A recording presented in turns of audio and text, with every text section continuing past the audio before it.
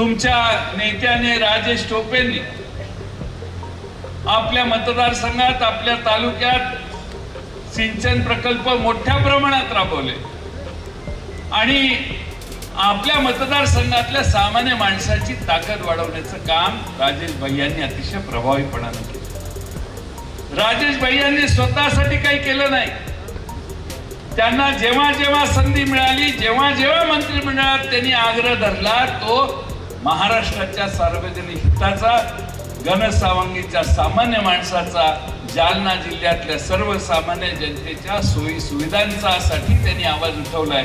हे आम्ही स्वतः मंत्रिमंडळात बसून बघितलेलं आहे आणि सर्व जातींना घेऊन बरोबर काम करण्याची प्रथा कर्मवीर अंकुशराव टोपे साहेबांच्या वेळेपासून आजपर्यंतची आमच्या राजेश भैयांनी फार चांगल्या पद्धतीने जपलेली आहे।